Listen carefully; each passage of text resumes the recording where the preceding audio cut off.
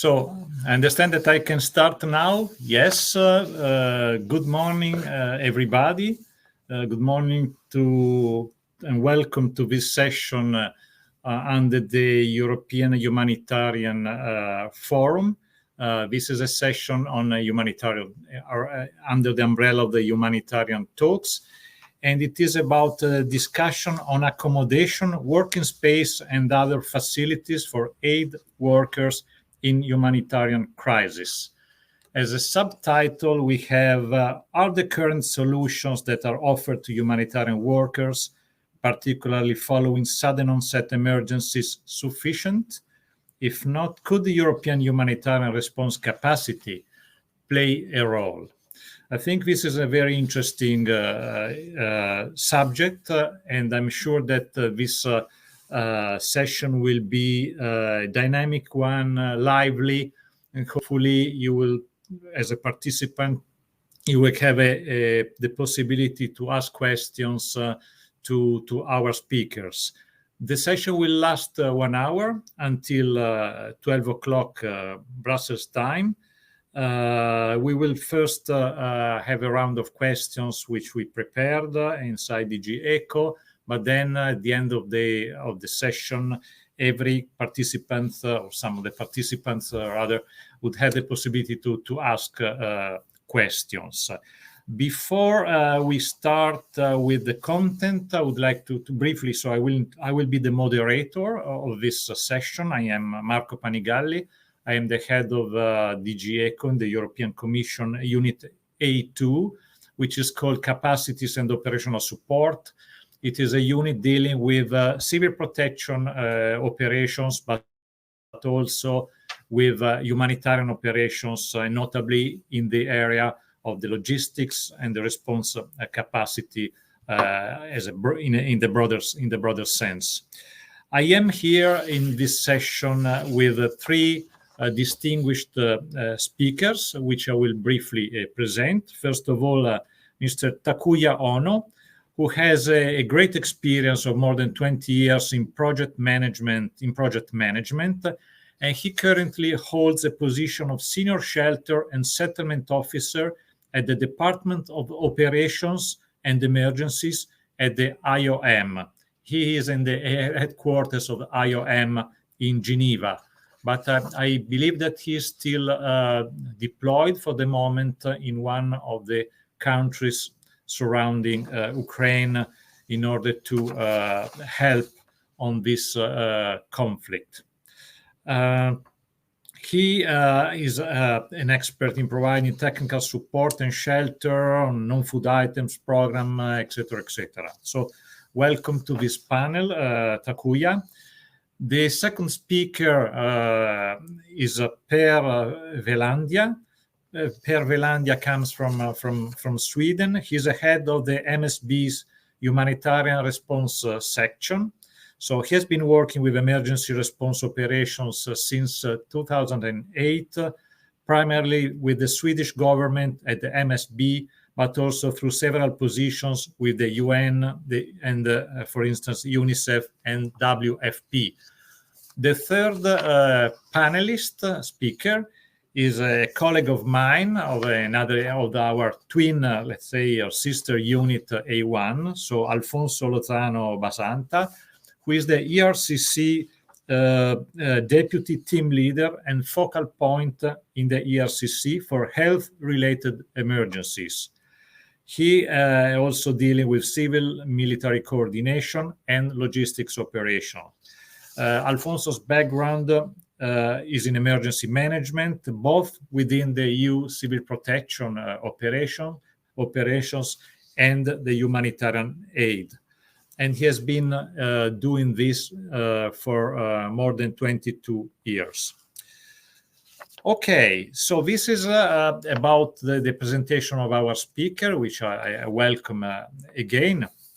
So what is the objective of this session? Basically, first of all, the objective is to give you a flavor about what the EHRC is, so the European Humanitarian Response Capacity, and notably focusing on one of the strengths of the EHRC, which is this EU compound. The idea is to exchange with the participants to the panel about this general idea of the EU compound with its rationale and potential partnership which are foreseen in the setting up, then discuss what are the challenges to organize this. So based on the experience of the speakers, their own experience, and then discuss what could be the potential development and the way this idea could be expanded in the future to widen its coverage to other types of humanitarian contexts. But first of all, I would like to very, very briefly introduce you to the EHRC, so the Emergency Response Capacity. Emergency response capacity, in a nutshell, is based on the experience of past operations led by, or basically on which DG ECHO was involved as a donor, and basically through lessons learned, through recommendation, etc. And the idea that came up within DG ECHO is that there is a margin to improve the efficiency and effectiveness of the operation, of the operations in the way the assistance is delivered. In particular, the idea is that this concept, the EHRC, European Humanitarian Response Capacity, will enable the Commission to fill gaps in the delivery of humanitarian assistance and also show the true European solidarity, drawing from the experience and the capacities of humanitarian aid, but not exclusively, but also including the civil protection operations. The two main objectives, maybe you have already followed one of the previous sessions during this humanitarian forum. There was one on the common services yesterday. There was one just before this one on medical capacities. Probably if this is the case, you have had already an idea of what the HRC is. But the two main objectives, just to recall, one is to enable more rapid, targeted, and direct EU interventions, which are triggered and steered by DG ECHO. This is to improve the humanitarian response as a whole and to fill gaps that we have identified or can be identified in terms of provision of this assistance. The second main objective is about showing a stronger EU leadership in steering and deciding on the delivery of humanitarian assistance, triggering the Team Europe initiatives to support the EU's overall role as a global actor in its diplomatic leverage in the context of crisis.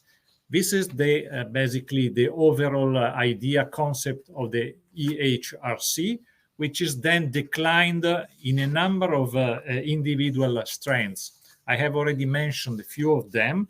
So about the medical part, about the common services. There is also emergency stockpile, the idea also the RRT, which are the rapid response teams of the EU air transport, and notably the hub, so humanitarian air bridge, which have been established and organized already at the time of the COVID, basically. And these are all different strands of the same original concept of the HRC. But today we will be talking about one of these strands, which is specifically the EU compound. What is the EU compound? The main idea underlying this concept is to offer accessible and convenient working and living spaces to partners when a humanitarian crisis occurs. And then this can ease and speed up the delivery of humanitarian aid. So this is, in a nutshell, in very simple words, what the EU compound is about. But of course, we will know more after the session of today. So since we are already well into the session, without further ado, I will start with the first round of questions to the speakers, and I will start with my colleague Alfonso Lozano Basanta with the first question, which is rather provocative. And the question is, Alfonso, why should we cater for humanitarian workers' needs? So aren't the first responders tough and seasoned enough to take care of themselves? Please, Alfonso, the floor is yours. Thank you, Marco. Well, I guess, yes, the we cannot hear you, Alfonso. There is some technical issue. Can you hear me now? Hello? Yes, I see in the chat that it's possible to hear me. So, yes, replying to your question, Marco, in principle, yes, humanitarian workers, they are normally, let's say, in brackets, self-sufficient, and the institutions they work for, they are providing them with enough resources to be able to work in very difficult contexts.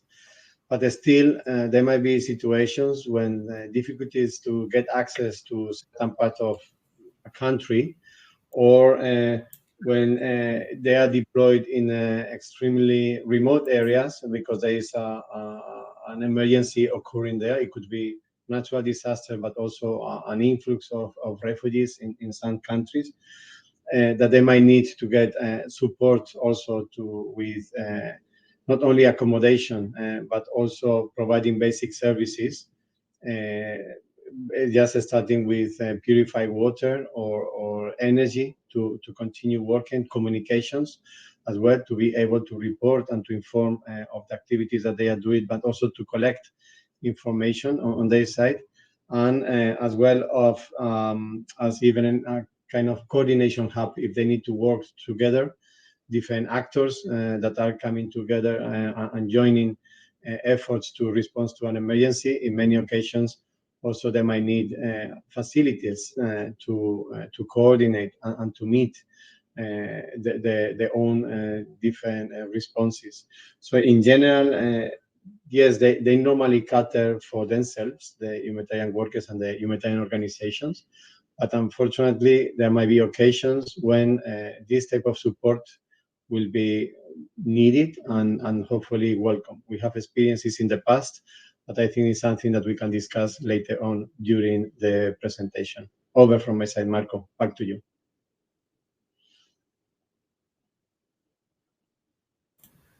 Thank you, Alfonso, for your first intervention.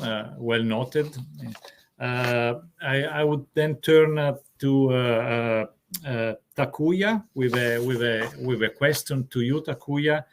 The question is about are there limitations to what can be provided as accommodation and working space? So are there different standards applied by the different actors? So based on your experience in the field in terms of operations. Over to you, Takuya. Thank you. Thank you, Marco, and then DG ECHO for this great opportunity. I'm joining from Rzeszów, Poland, currently for the Ukraine response. And then IOM just opened the sub-office here and just got the lease agreement last week. So I hope that the connection today is okay and then clear enough to continue the session. So the answering your question about limitations. So it could be financial and then also physical, such as the available space and infrastructure, and then temperature, climate, and then also timeline. So each element has a great condition to what accommodation and working space we can plan upon. So having those the positioned office and accommodation would be quite really appreciated from the operational perspective.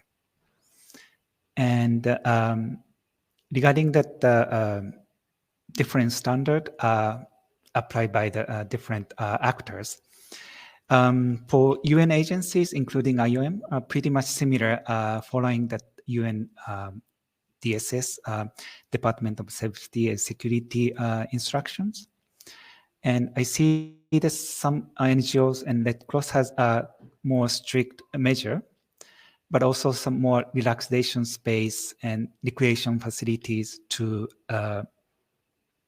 add it. So I would say it really varies, but the expectation from for the aid workers, the first a week or two is quite will can accommodate any possible situations, but then it goes to a few weeks, 1 week, so 1 month to continue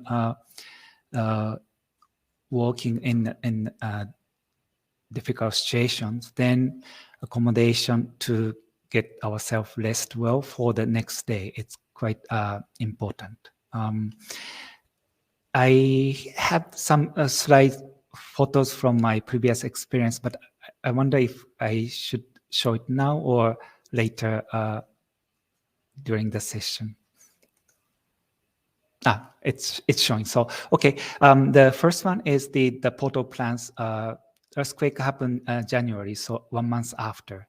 So the left side it's our temporary office, which was quite hot, and as you see, and then the right side is the accommodation that IHP at the International Humanitarian Partnership they provided for us. So it was quite present at the considering the available situations.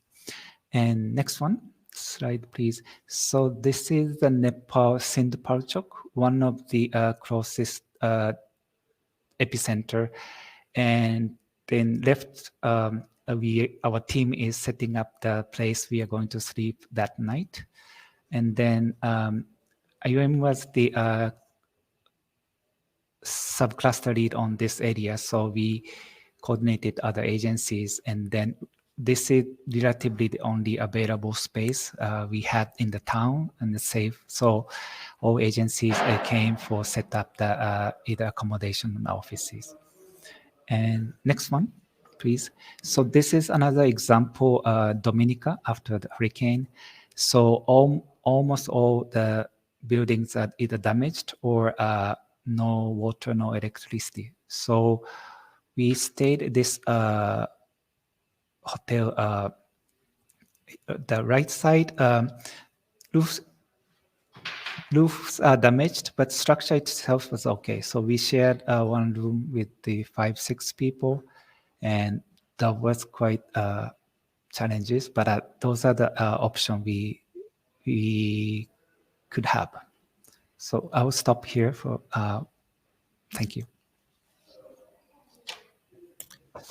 Thank you, Takuya, for outlining your experience. It was interesting also to see the picture that you've shown, just to support also your own statements.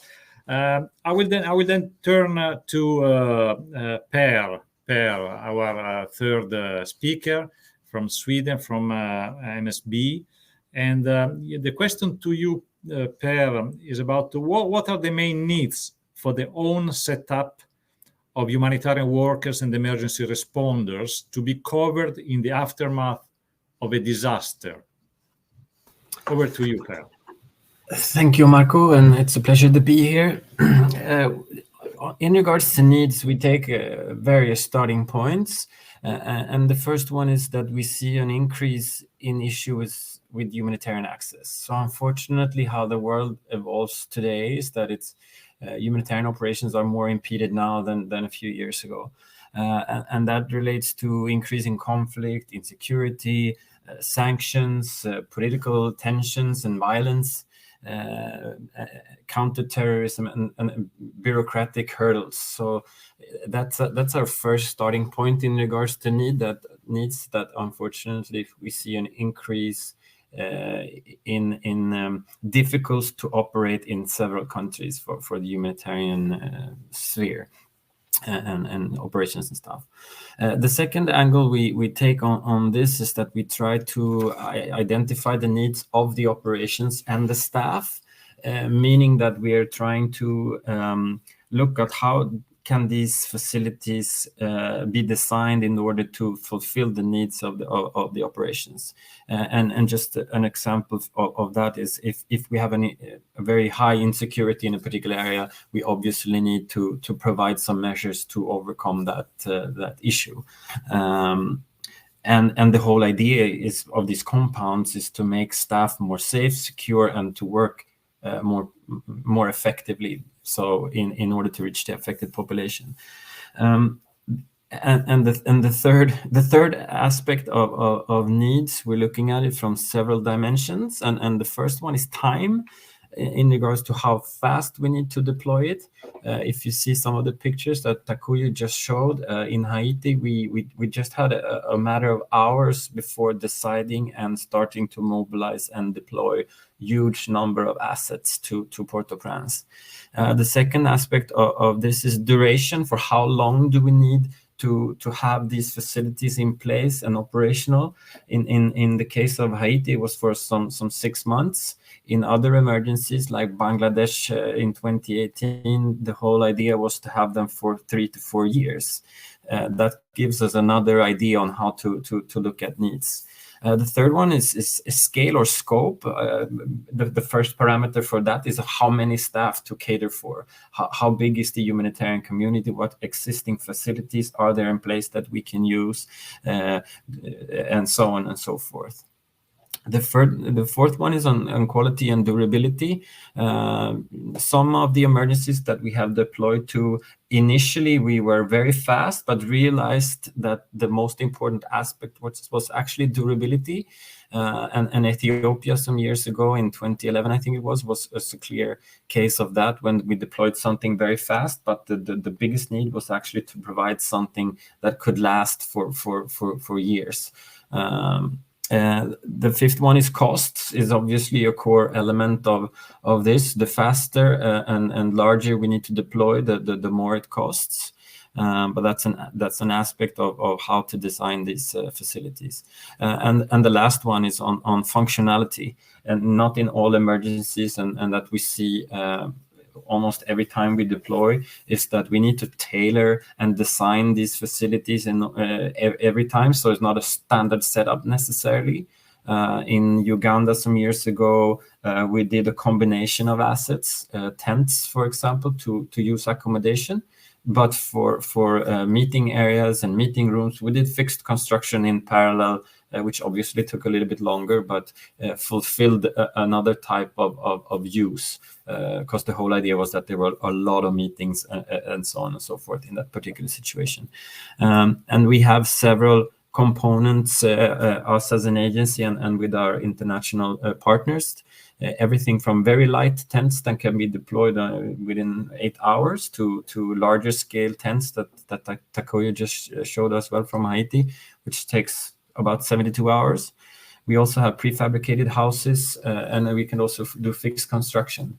So these assets also need to be tailored towards what is the need in a particular situation, whether it needs to go fast, whether it needs to be cheap, whether it needs to be very large, how long it needs to be operational, and so on and so forth. So that's how some angles to needs. And the last thing I want to say on this is that it also relates to a larger extent into sustainability. You know, how do we deploy and establish these kind of facilities with a sustainable approach? Meaning that how do we spend resources wisely? How do we have lesser of an impact on the environment? How do we make sure that we can reuse the equipment, either ourselves or local partners, for example? So that's another part of the needs aspect that we are trying to incorporate in the way we operate and the way we deploy these type of office and accommodation facilities. I think, well, the last part is on the process. To identify, to work with the needs, we have a process that is standardized, to where we identify the needs, we verify the needs, we look at the design of what we're delivering based on the needs and all these aspects that I've touched upon, and then we deploy according to that, and also have the delivery inside such a facility to match those needs.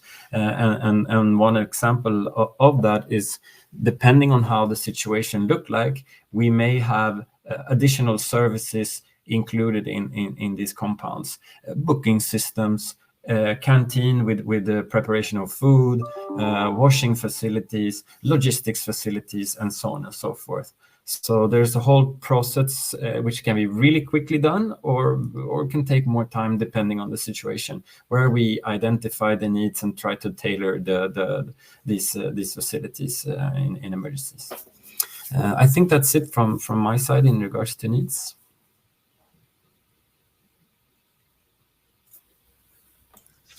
Thank you very much, Per. Indeed, very interesting. Definitely, each crisis, each situation is different, and I understand there are lots of different aspects that need to be taken into account, and including the cost, of course, the cost of this, of also setting up such a system. So, with this intervention by Per, I think we have exhausted the first round, basically, of questions, which was about identifying needs and gaps. So as I mentioned at the very beginning, there will be an opportunity for the audience, for the participants to this session, to ask questions at the end. But now I will start with a second round of questions to the participants.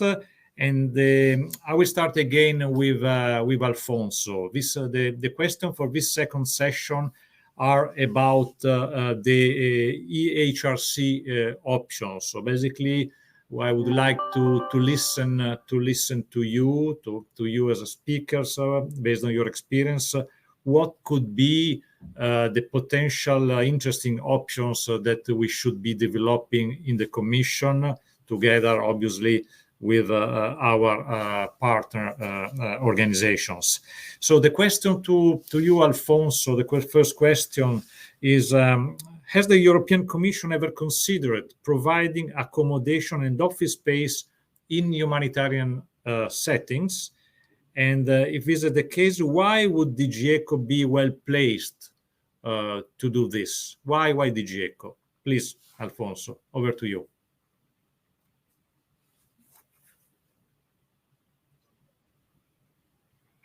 Alfonso? Thank you, Marco.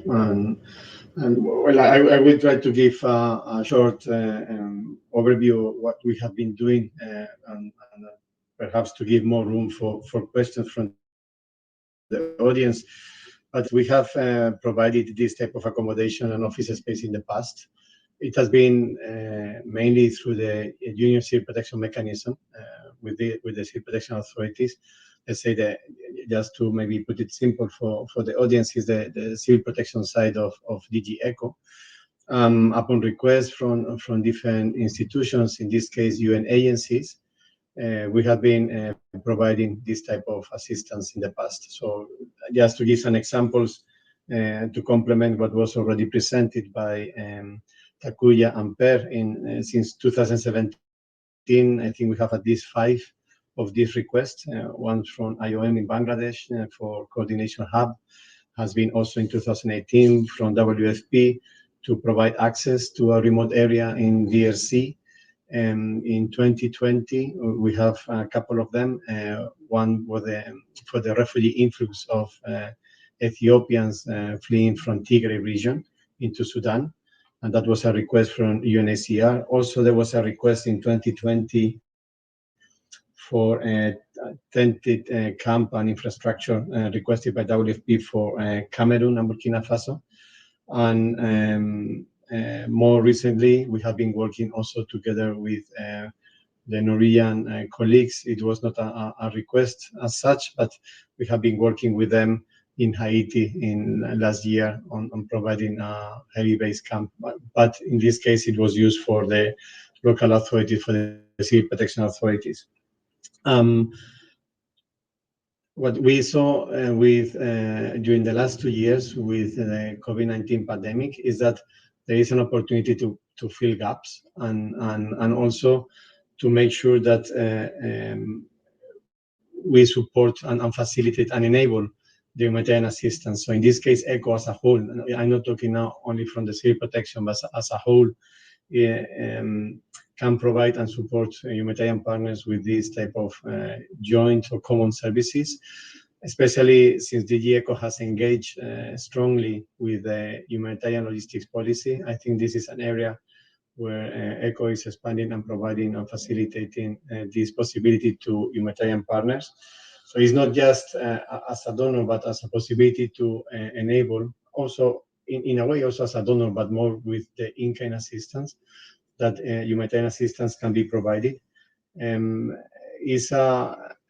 idea, as I said before, is more filling the gaps and not really competing with other initiatives or avoiding that more spontaneous offers or traditional ways of working with other partners is a stop. Is more that when we see that there is a gap, the possibility of providing this type of cutter or adaptable structures for the purposes that were described before. No?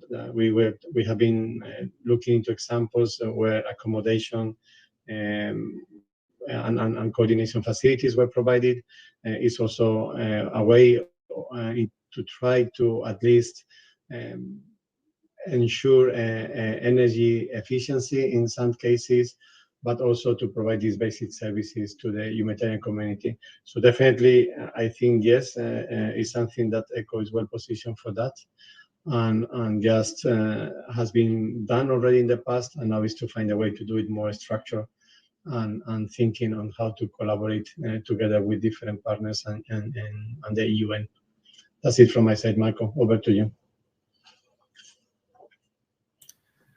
Thank you very much, Alfonso.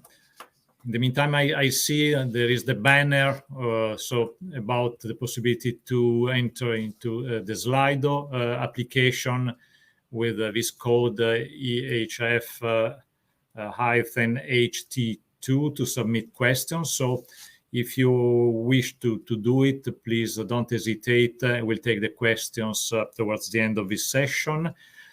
Thank you, Alfonso. Indeed, of course, I would have not expected that you were basically challenging the idea of ECHO taking this initiative. Of course, because we have been working together on this.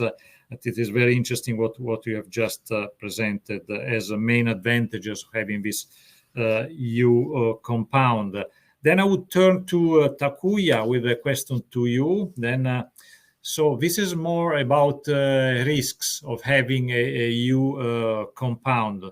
And the question is, would an EU compound represent a risk for humanitarian workers? Basically, it means, would such a facility represent an increased target in terms of security context, in the context of security situations?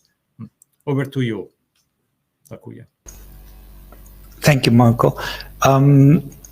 I would say, yeah, there is a possibility, but it's not just because of EU compound, just because accommodation itself or office or people will spend more time on that place. So then always there is a risk of the foreign workers gathering. Then it could be targeted in the security point of view. So I would not say just because of EU providing compound, but it just the creating those gathering space or those people spending more time with the nature of the place that increase the security concern. However, it's also risk and then the advantage benefit. So I would not much highlight at the only risk part.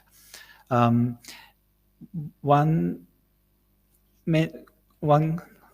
point I would like to mention is maybe for the visibility part. So some hosting country may have some political relationship with EU logos and so on.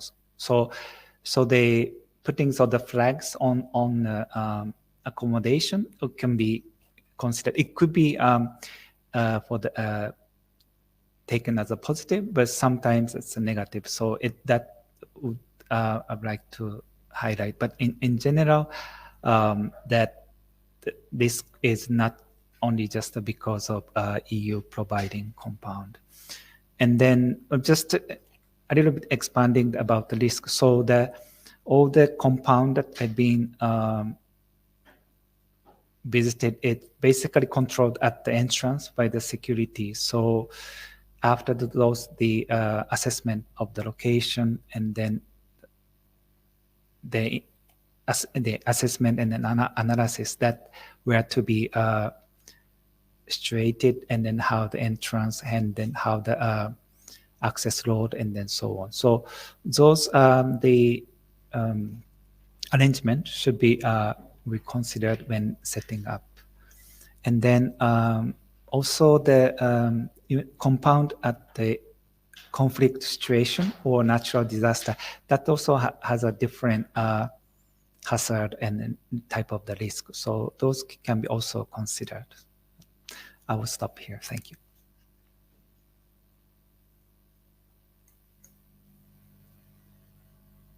Thank you very much, Takuya. Indeed, also this last element that you are pointing to is very important indeed. It depends on the type of emergencies, conflict versus natural disasters, which creates different types of needs and conditions. So I've been asked to remind the Slido. So basically, the Slido for questions is again, so it's a gate. I put this, so you see it's a gate EHF-HT2. So for the audience, if you have questions, please you can connect with the slides with this code. Thank you. Then I'm back with Per for the last question to you. Now it is about your specific Nordic experience.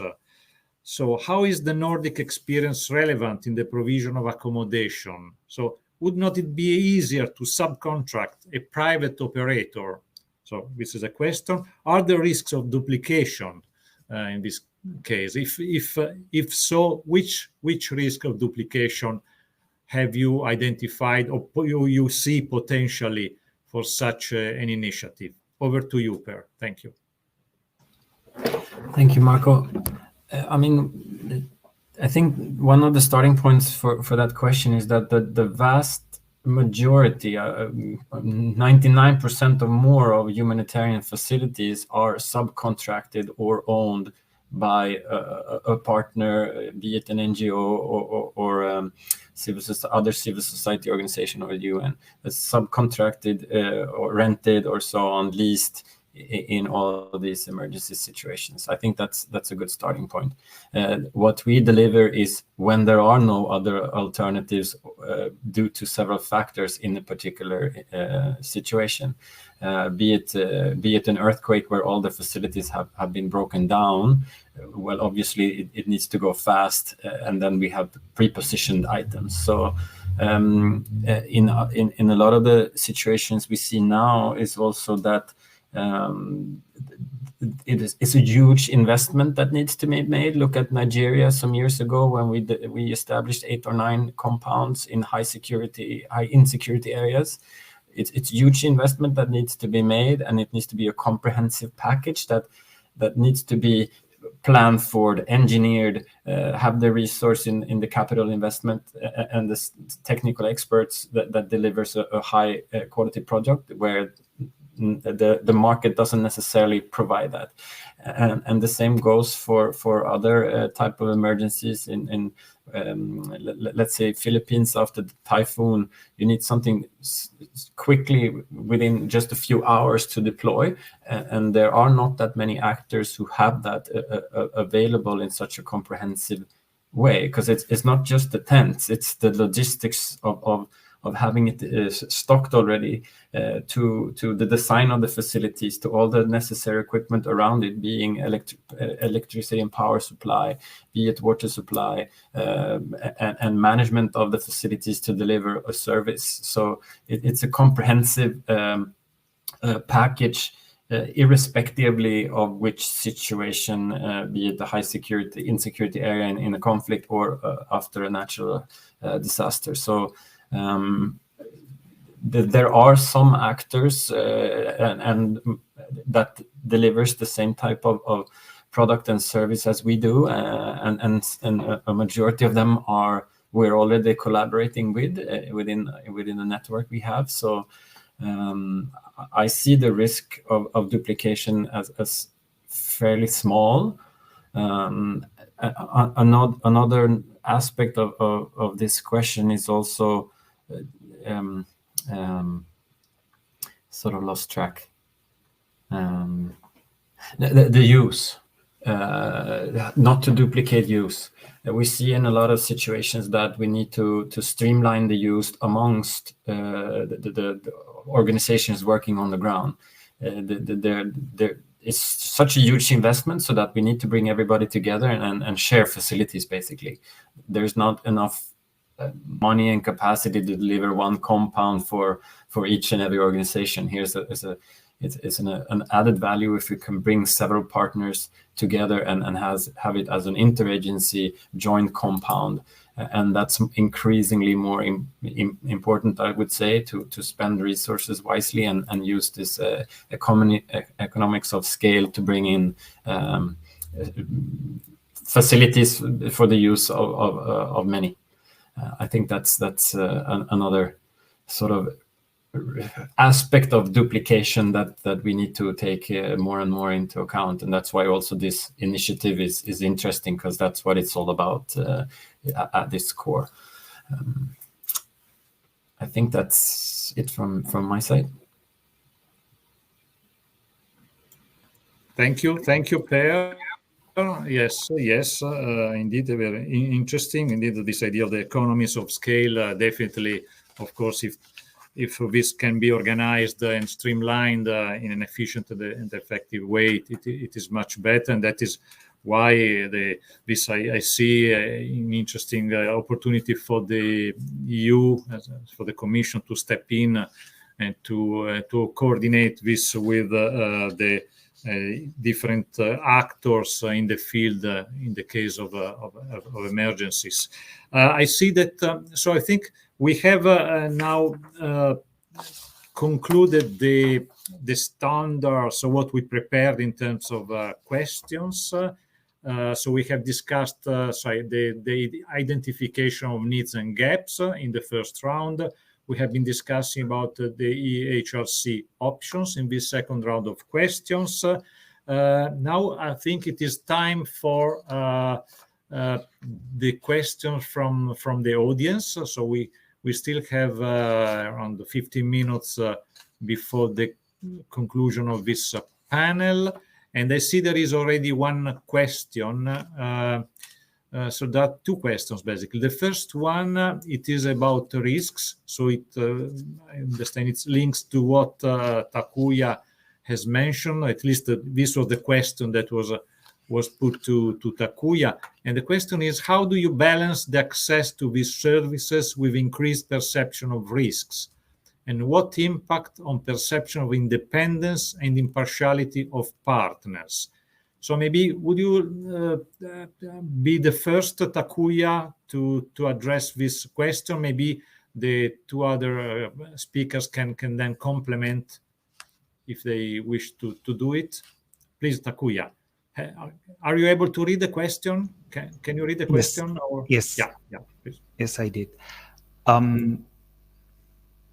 It's a bit difficult question for me to answer. Yeah, I think I would challenge yes, there is a risk, but also another risk not providing this service so that our humanitarian workers would not perform well. So let's say for example, sometimes have to sleep on the floor, sleeping bag, and then have to the river or the sea to wash ourselves. And then those can be done for a week, maybe 10 days, but then if you have to continue those longer term, then it will be really affecting our performance. So that risk and then access to those services, I would say the balancing. And then the second question for the independence and then also impartiality, I would say it's more from the coming from service provider. But when IOM ask request, is mostly we does the cluster lead or certain on behalf of the sector. So then the service itself will be a benefit to the all partners indirectly or directly. So that I would mention it. Yeah. I would appreciate if other participants can continue. Thank you, Takuya. Then maybe I will turn to Per first. If you have some thoughts about these questions, some regarding risks. Well, if I'm allowed, I can go into the costing. Okay, the second one then. Okay. Yeah, if you allow. Yes. Then maybe I will repeat so I will spell out what the second question is about. The question is, what calculations are used to determine if using a compound is the most efficient option? Is it based on established historical data of cost per head per time? So this is the question, basically, if this is how you justify or not, how do you assess the opportunity or not to set up this compound? Please, Per.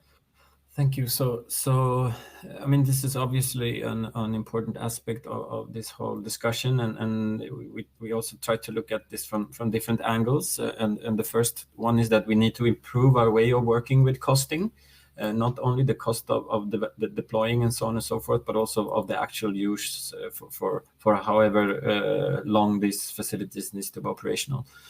So what we do is that we look at first of all, we look at the parameters that I touched upon earlier: time, the duration, the scale of things, and try to put together the best possible option that also relates to costs.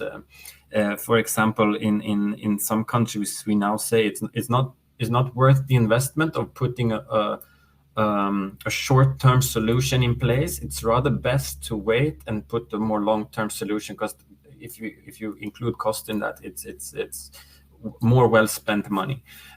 So for the use of the compound, it also depends a little bit on which emergency we're talking about. In some sudden onset emergencies, it's free of charge in the beginning, but then every night is then charged by the user or the using organization.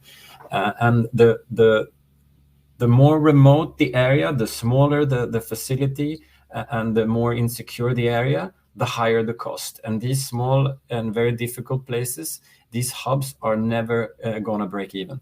They're going to be very expensive. But that has to do with all the surrounding circumstances. At the same time, we now have a more standardized booking and management system, where we now can start looking into the cost elements of things to make sure that the financial aspects of running and maintaining the hubs are more viable and sort of breaks even over a long time.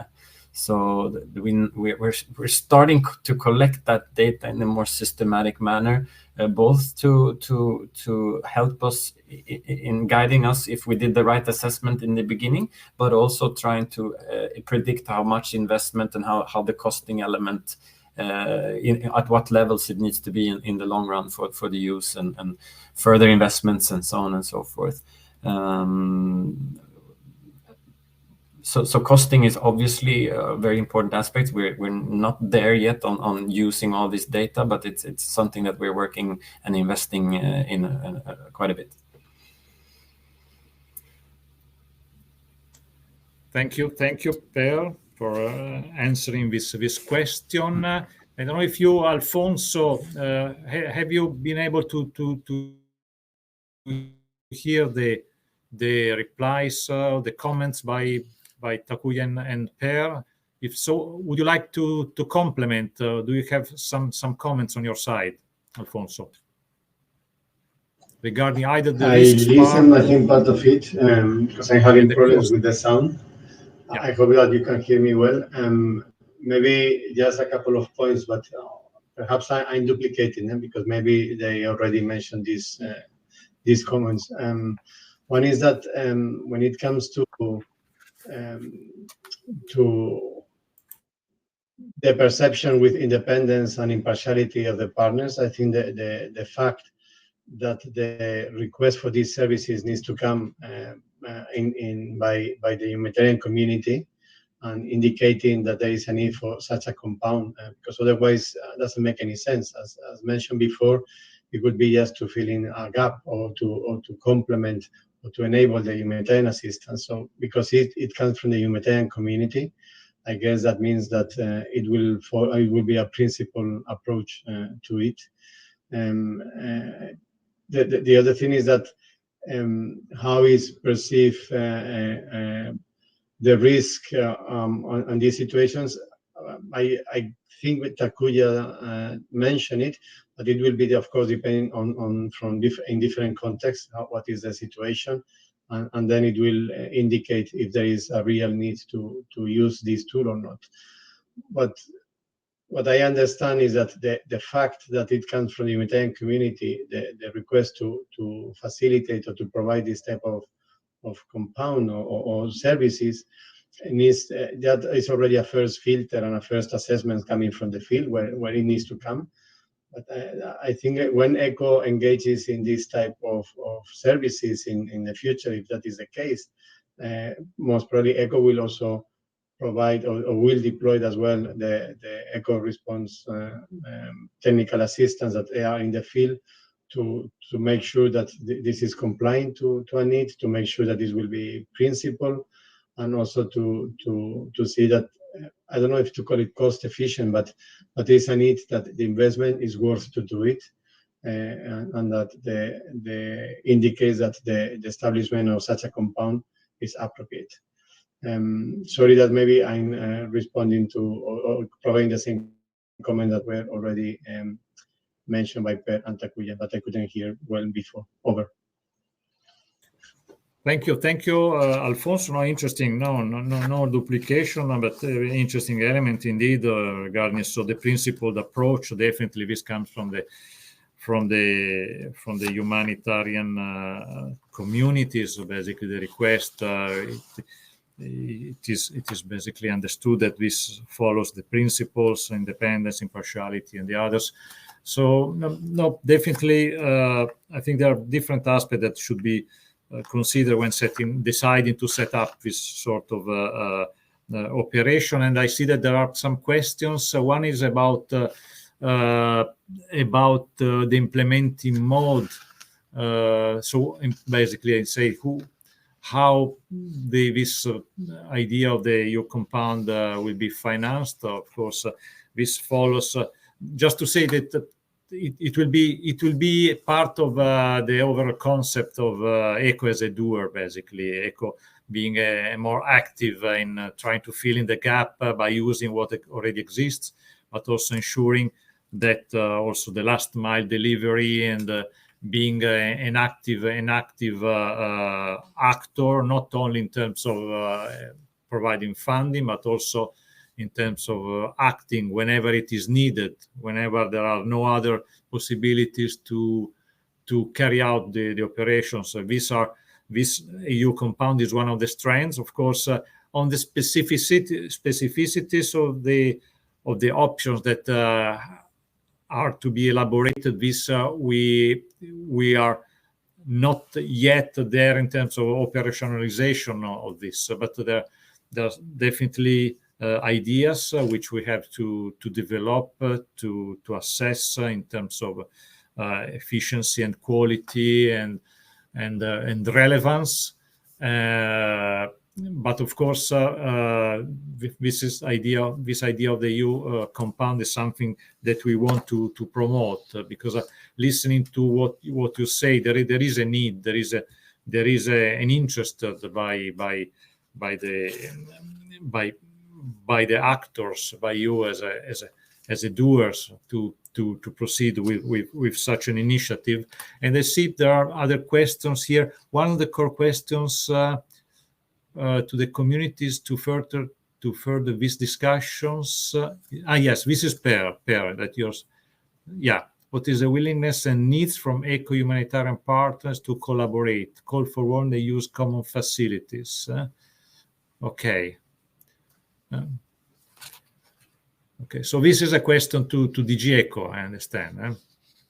Per, right? Or through the partners. I know that's difficult for them to speak up now, but that's one of the core questions to get the feel for the community in regards to actually using and such a common facility.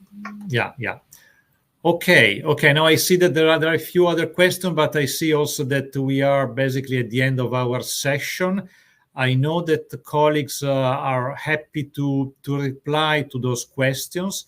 So I would suggest that for those who still have questions and those who have put questions on Slido, to address them to Pierre, my colleague. So is Pierre? Maybe you can see in the chat. So it, maybe if I think you can all see the chat. If not, please tell me. So, but it is Pierre.Tripon, TRIPON, then at ec.europa.eu. So the questions can be sent to Pierre, and then we will take care. So yes, Pierre will put it in Slido. Thank you, Pierre, for this. So this is so as I said, it is the end. I hope that the audience has appreciated this session. I believe, at least for as far as I'm concerned, I found it very interesting, with different elements from the experience of Takuya, Per, and Alfonso. And I'm very happy to have been the moderator of such an interesting session. So first of all, I would like to thank the three speakers, so Takuya, Per, and Alfonso. It was very, very nice to have you in this session.